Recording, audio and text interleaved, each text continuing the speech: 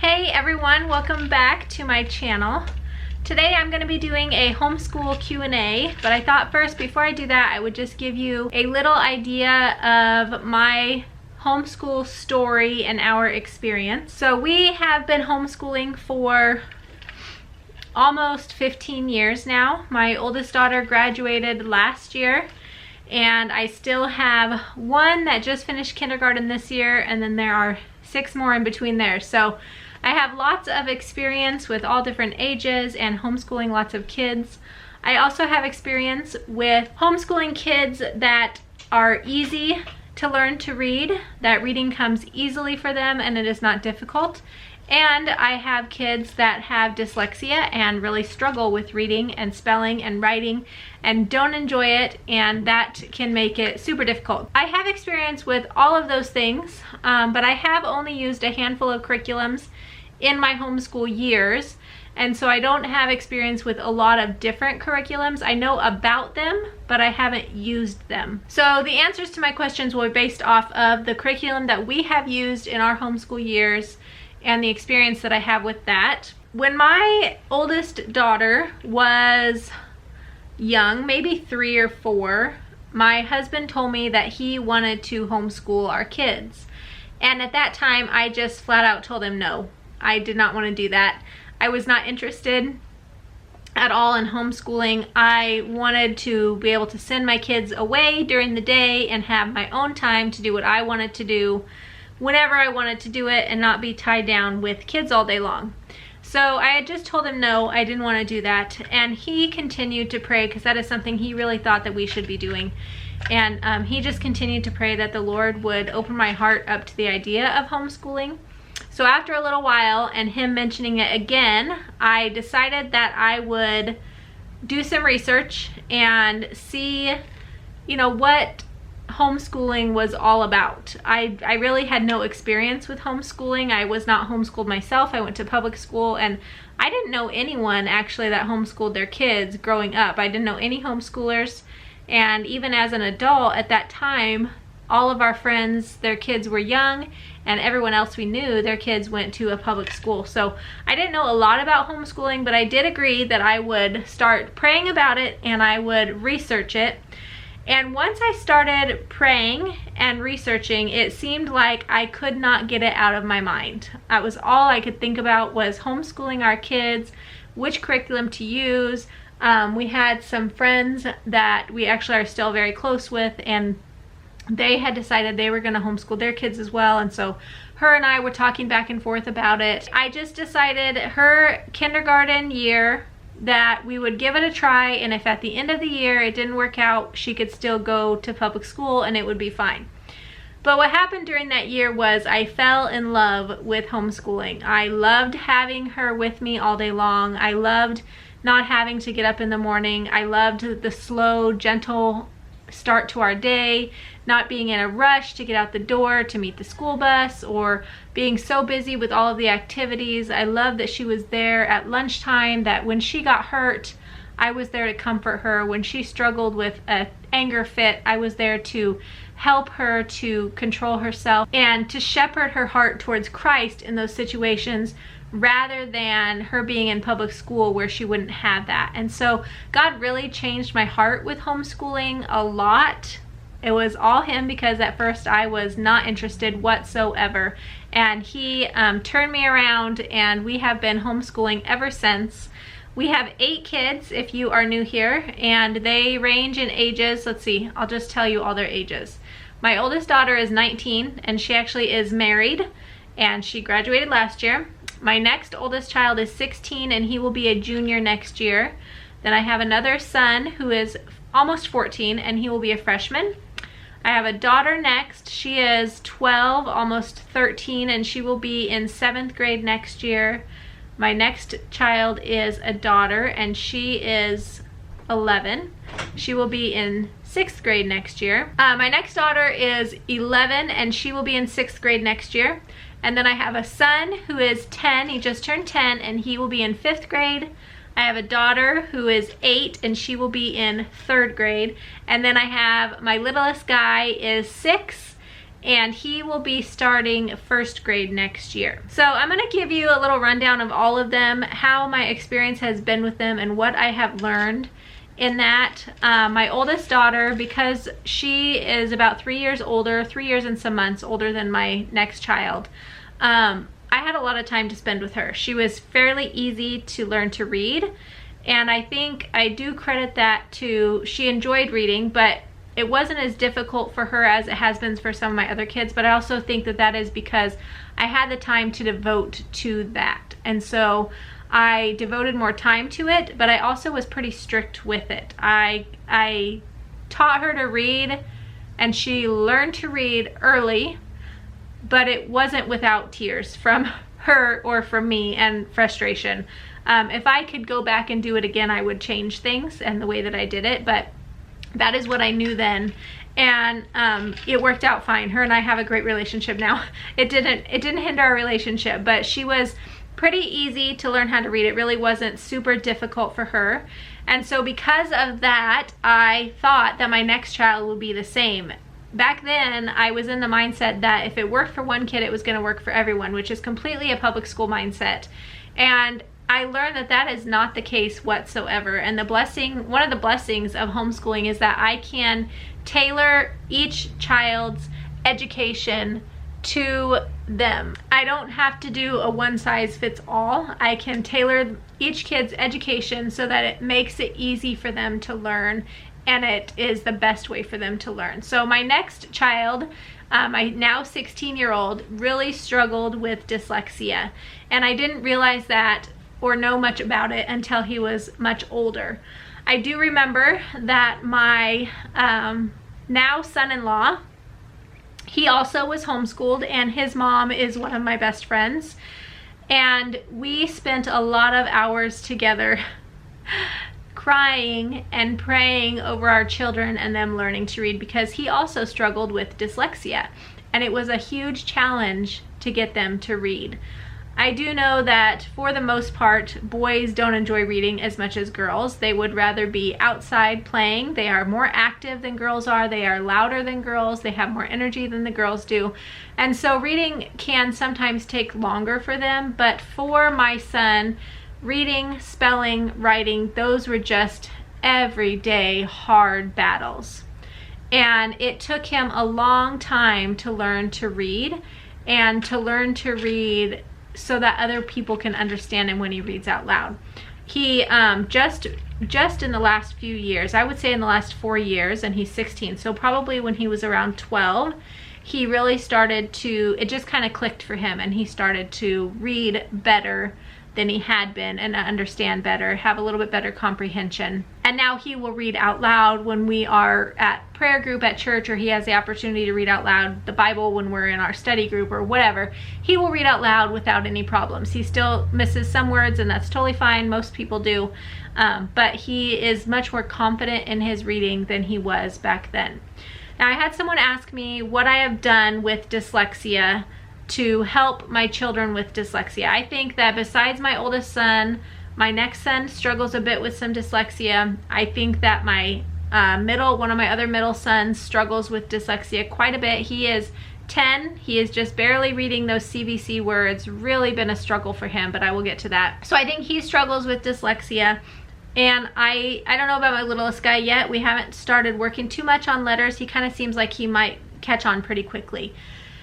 As far as the girls go, I do think that my one daughter has a bit of dyslexia, but for the girls, it hasn't been anything like it has been for the boys. So, hasn't been nearly as challenging for the girls as it has been for the boys. Once I realized what was going on for my oldest son, that he was really struggling with some dyslexia and he had some issues, I tried to learn as much as I could about it at that time. I was drowning in small children at that time.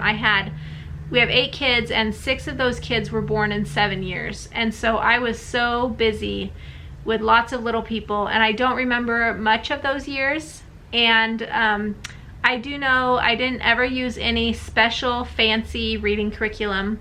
I used Christian Light Education. I tried to use How to Teach Your Child with 100 Easy Lessons.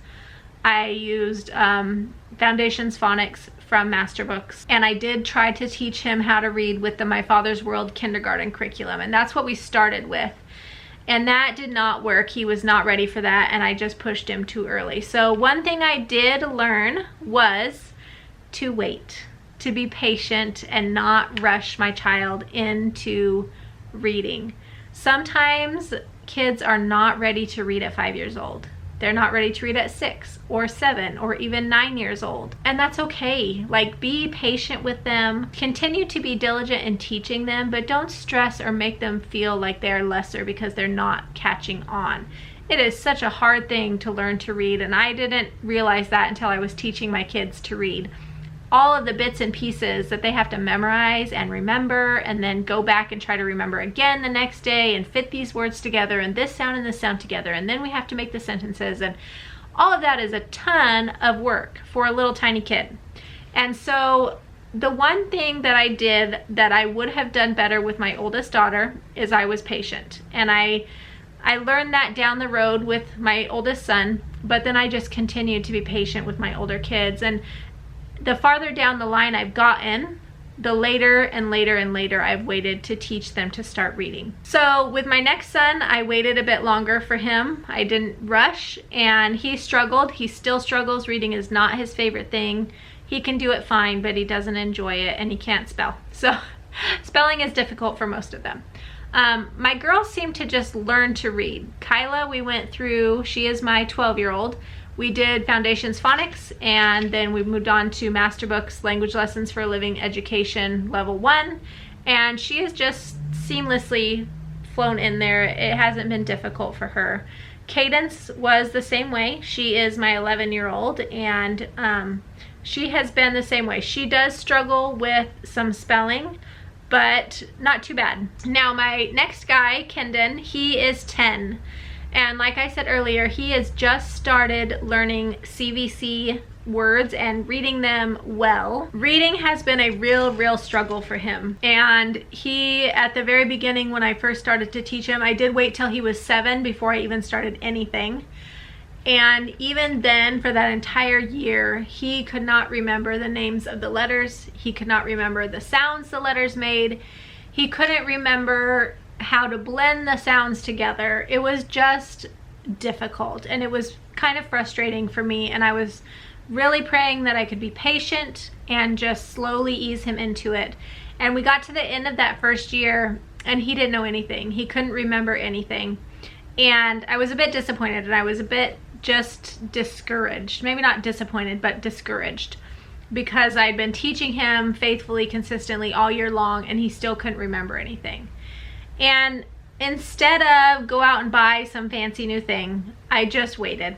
And we waited a little while, we took a break, and then we started again. And I just started right back at the beginning of the program we were using, which I think was Foundations Phonics for Master Books. Started at the beginning, worked on that for a little while, and then realized what he needed was more repetition. And so Foundations Phonics is a great program. It's very relaxed, very gentle. And so because he needed more practice and more repetition, I switched him to Christian Light Education Learning to Read, and we started with that. And he worked his way over the course of a couple years through the first 5-ish books of that, and he did fairly well. He still, even to this day, struggles with the names of a couple letters. I will tell him a letter, he cannot remember what it looks like, he can't remember the sound of it, but they are few and far between now compared to when we first started. So he's making progress. After he worked through those first 5 books, it got too difficult for him. The reading level was too high and he wasn't there yet. And so we stopped doing that. And then I switched him over to Teach Your Child to Read with 100 Easy Lessons. And for some reason, I had tried that book with the rest of my kids thinking it was gonna be great, it would be so simple. And they all thought it was so boring, and it did not work at all. And with him, it just clicked. Something about the way that that book taught to read clicked for him, and he enjoyed it, and he learned his letters and his sounds and how to blend them and how to read words by using Teach Your Child to Read in 100 Easy Lessons. That was his story. He finished that book last year, so that was at the end of his 3rd grade year. This year he's in 4th grade, and he's doing Language Lessons for a Living Education Level 1. along with his sister, who is in 3rd grade this year. They're both doing, no, they're doing level 2, not level 1. They both passed level 1. They're doing level 2. And they, along with doing that together, they also have their independent reading time where they read out loud to me. And so every school day they practice their reading. He doesn't do a lot, usually 5 minutes a day. And then if I have him read extra things, but 5 minutes is enough for him right now. It still is a struggle to read for him. So 5 minutes is way plenty. It keeps him from getting frustrated, and it keeps me from getting impatient, and he still gets that reading practice. He worked his way through one of the McGuffey readers, like the very first, the primer one, and then now he's reading Mouse Soup, I think is the book he's reading, and even that's got a few words in it that are a little difficult for him. So anyway, that's his story. Next up is Carrington. She is 8, and she pretty much taught herself to read. She just learned from me teaching everyone else. I barely even had to teach her anything, and she just does it, and she does it well. And so that was easy. That was my first of 8 children. It took all the way to number 7 to get one that taught herself to read. And it has been a blessing, and I'm very happy that she could do that. My next little guy will be in 1st grade next year. I have not decided yet. He'll be 7 at the beginning of the year, and I haven't decided if I'm ready to teach him to read yet, or if he's even willing to learn to read yet. I don't know. He doesn't want to do his schoolwork right now. I'm considering either using, if I do teach him to read, we will start either Foundations Phonics, or we'll get Christian Light Learning to Read. He did finish the Christian Light Kindergarten 2 workbooks, and he really enjoyed those. He does not enjoy Simply K from Master Books, and he thought he wanted to do it, so we started back up, and then we got a few days in, and he just said, I don't want to do that. I just want to play Legos. And so I said, okay, just play your Legos. And so he just plays Legos during his independent school time. And he does group work with the rest of us. He does all the writing that the big kids do. He listens to all the books I read, but he hasn't started really learning to read yet. So we will see next year how he feels, how I feel, but I don't want to rush him. He is my last little one, and I want to cherish every minute I get with him, along with the other ones, but I don't want to rush him, and I want him to enjoy learning to read and not be frustrated by it. So that is my story of dyslexia, how it has affected our homeschool, what I have done. I didn't do anything special. I was very patient, and I just continued to be consistent. I'm gonna read these other questions real quick for you and give you some answers for them. I didn't get a ton of questions, but I have a few. So the first one says, this is from Val. Hi Val. Your children seem very content being homeschooled, and you do an excellent job. Just wondering, have they ever wanted to go to a state-run school? No, my children have never wanted to go to a state-run school. The idea, they've been homeschooled their entire lives, so they don't know any different. They have cousins that go to public school. They know that their cousins sit in school for 7 or 8 hours a day. They know that their cousins have homework at night that they have to work on.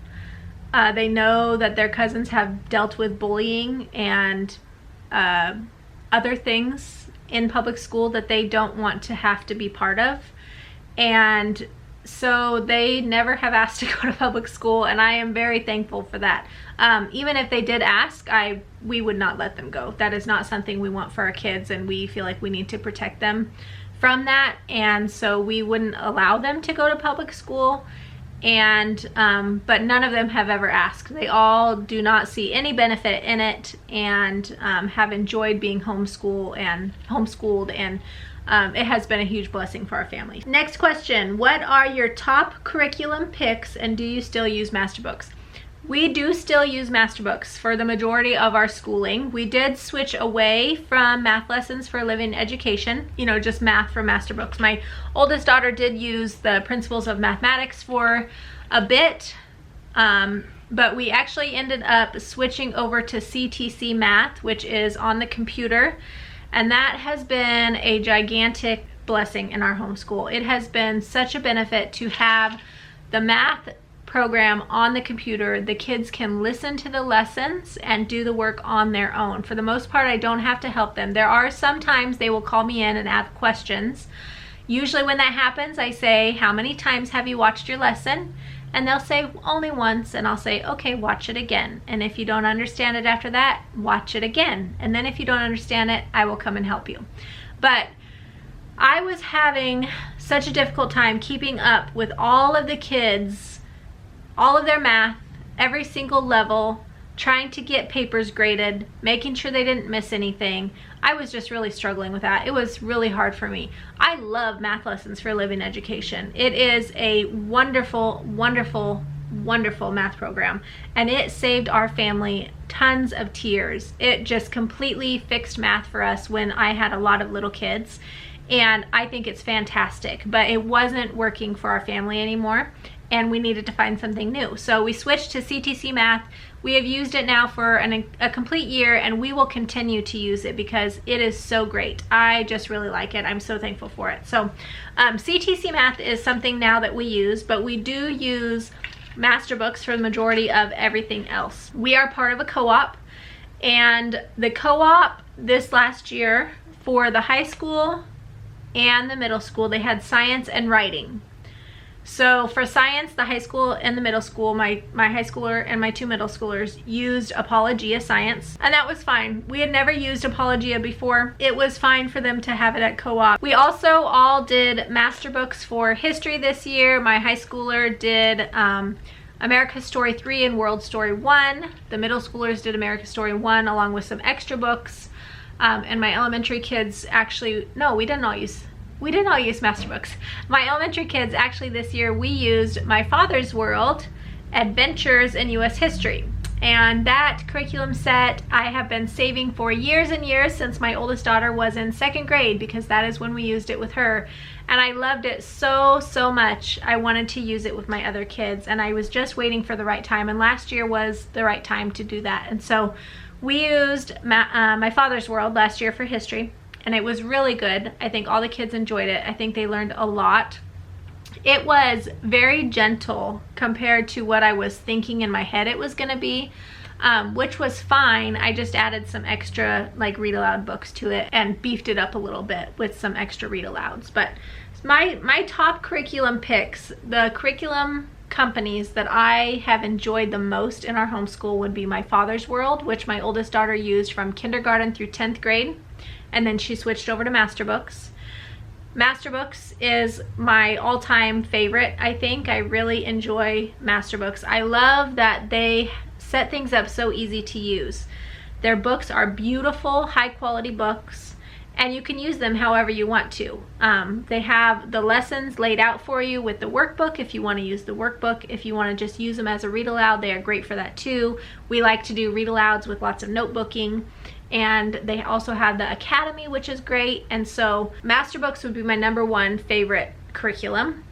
Something else next year that we are trying is a little bit of Generations curriculum. My oldest son will be using their church history curriculum for his history. And then I did get the elementary history series on audiobook as well that we'll be listening through. Probably just parts of it. I don't know if we will read the entire set. That's a lot of books. But we're also going to use Master Books for history next year as well. Another curriculum that I think is great that we have used bits and pieces of, mainly not ever their history or science, we have used their math and their language arts, and that would be Christian Light Education. I like how thorough it is and how easy it is to implement, because I like the light units, the 10 little sections. I like that each kid can just pull out their one little book, and it kind of keeps them going through the year. You know, they finish one book and it's like a celebration, and then they get to move on to the next one, and just makes it a goal to get through one book at a time. It doesn't feel as overwhelming. So that is something else, especially their Learning to Read program is really great. Very, very thorough, and I don't think any of my kids have ever finished the entire thing. I've used it with a few different kids. Actually, I think I used it with Kyla as well, if I remember right. I think Kyla used that, and Cadence might have used it a little bit, but none of them have ever finished it. So, but it does a great job. And I'm thinking, when we did the Christian Light Learning to Read, I did not use it according to their schedule because that was way too much for my kids.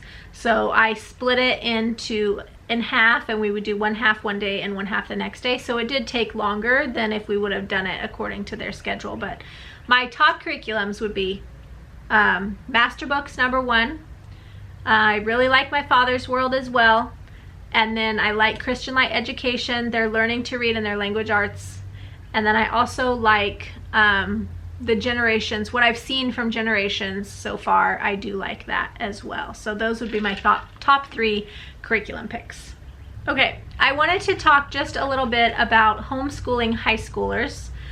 It can feel extremely overwhelming to have a high school student. I think a lot of people overthink it way too much. I know I did for sure. I was real stressed about having a high schooler and making sure she got everything she needed, and how am I going to write a transcript, and how do I keep track of this, especially because the state that we lived in and have lived in, all of the states we've lived in, are they have very low requirements for homeschooling. They are not hard states to homeschool in, and so you don't have to keep track of a lot of things, which then could make it difficult down the road to create a transcript if you ever have to give hours or that kind of thing. So to homeschool my high schooler, what we did was, first of all, sat down with her and said, what do you want to do? What's your goal? My only one that has graduated so far, her goal was to be a wife and a mom. And so she had no plans for college at all. And so I said, okay, what do you want to study? And I let her study whatever she wanted to. And she was the type of kid that wanted to study everything. She wanted to read all the books, do all the things. And so that's what we let her do. We did look into a few colleges just to see what they require for admissions, as well as a couple of the public schools that were in our area, what their requirements for graduation were, so that we could kind of be in the ballpark in case sometime later she decided, I actually want to go take some classes for this. She would be able to do that. So I would suggest look into the school, call the school that your child wants to attend, ask them what their credit requirements are for applying and getting accepted, and then call the public school in your area and ask them what their requirements are for graduation. And then you'll have an idea of how many classes of each subject you need to take. Now for a transcript, for my oldest daughter, actually, I think I just got like a free one online. I don't even know if I made her, I don't think I even made her a transcript. I have a paper filled out that has all the classes that she took and how many credits she got in her high school years. But because she never went to college, I didn't need to make her a transcript. Now, my next child, he also has no interest in college. He said, I'm not ever going to choose a job that's going to require me to go back to school, because he really hates it. He does not enjoy it at all. And that's fine. He doesn't have to go to school to get a good job. He just needs to be able to take care of himself and someday provide for his family. So for him, I ended up buying, for him and all the rest of the kids, I bought the, let me see what it's called, I don't remember. So I ended up buying the PDF version of the cumulative record from Master Books. This is just a workbook of pages, and since I got PDF, I could print it off for each kid. And they give you everything you could possibly ever want to be able to keep track of things in your homeschool. So you would have the transcript in this packet, and then you'll have like a high school planner, and then you can just fill your transcript out, and then you'll have a transcript for your high schooler. So if you're looking for a way to make a transcript, or how you would even go about doing that, and you need more help planning for high school, go check out the cumulative record from Master Books, because it is a great resource for parents that are looking at high school homeschooling for their kids. All right, so that is all of my questions. Like I said, I didn't have a lot of them, but there were a few I wanted to make sure I answered, and I thought it would be fun just to tell you my homeschool story and information. So I hope you enjoyed that. Thank you if you made it this long in the video for watching. I will see you guys on my next video. If you think of any more questions, leave them down in the comments, and I'll see you next time. Bye.